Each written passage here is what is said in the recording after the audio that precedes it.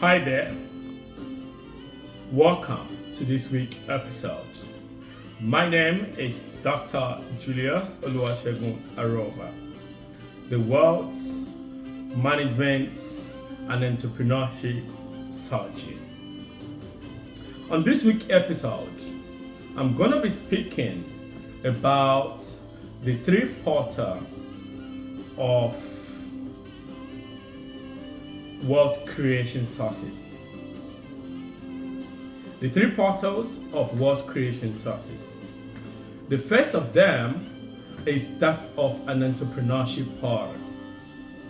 This is the portal where everybody gets to study, to create a business and a life, both men and women, who always have to create either a product or a service to be able to ignite a generational wealth. And sometimes the products can be through a platform that they created, be it an application, be it anything that they create that can become of value to people. And through that means they can become much more wealthy.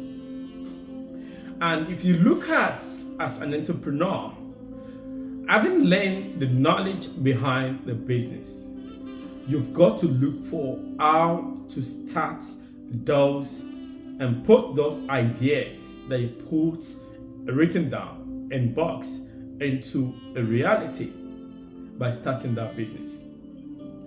You create something, you build a business, or you sell a product, or it is a service. You can make it to become an entrepreneur.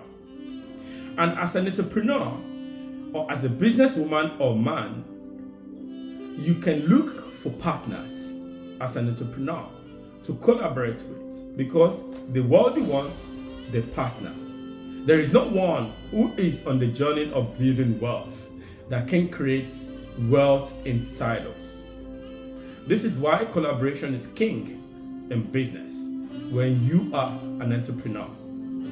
When you look at it, right from the creation of things in time, the Holy Book said, let us, which is where collaboration starts from in the book of Genesis, create man. When you look at that, there's creation in it. And it means that you've got to create something.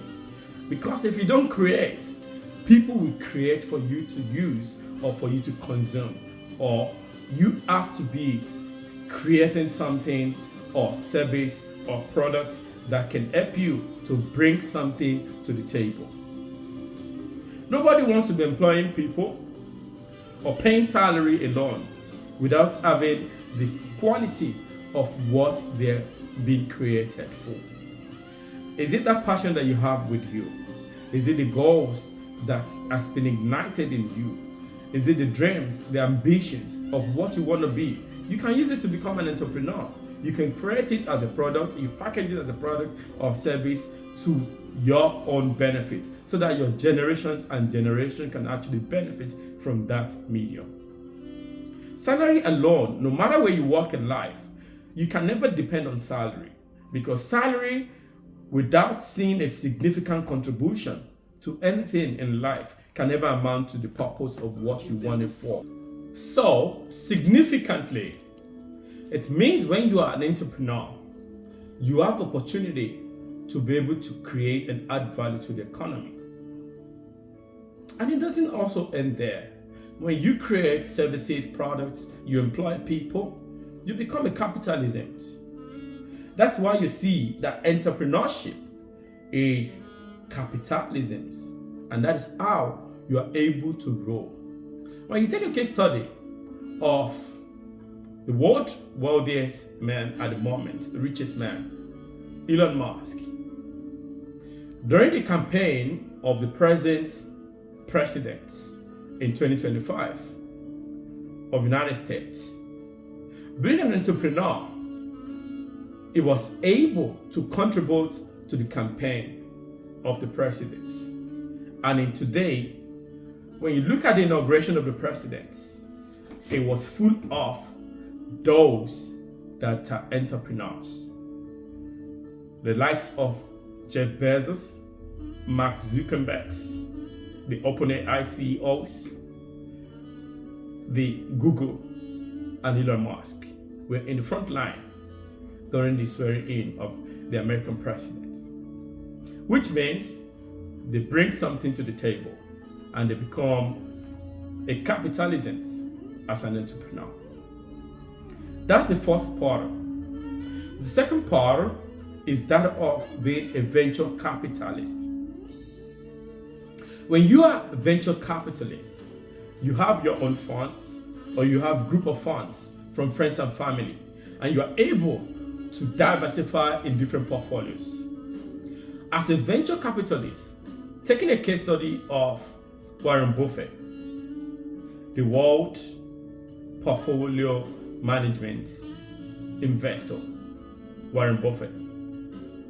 What he does is that he sees opportunity in avoiding tax by making sure he invests into various portfolios of shares of businesses. And through that medium, he became much more wealthy. And as a venture capitalist, you can invest in multiple conglomerates of companies.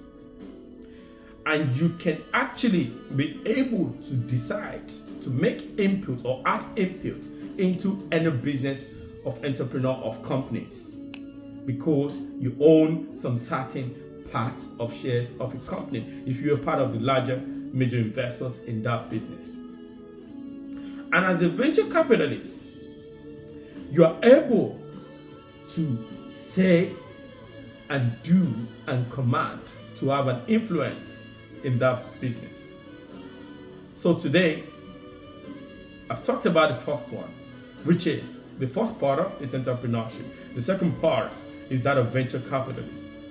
I'll be rounding up on the third note, which is that of a career porter. Career porter, which is you can become an entrepreneur, intrapreneur. Working in a company does not mean that you can be wealthy. You can create your own business through that business. Because while you're doing that job, you're adding value.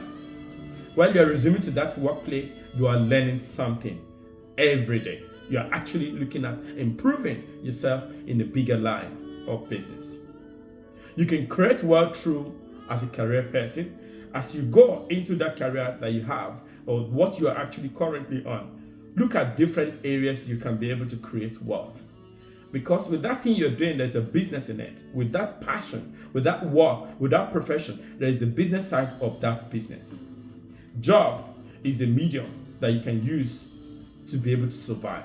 But not only for survivors, but you can become an entrepreneur, intrapreneur through that medium, because it's an intra through, and you become a preneur through that medium.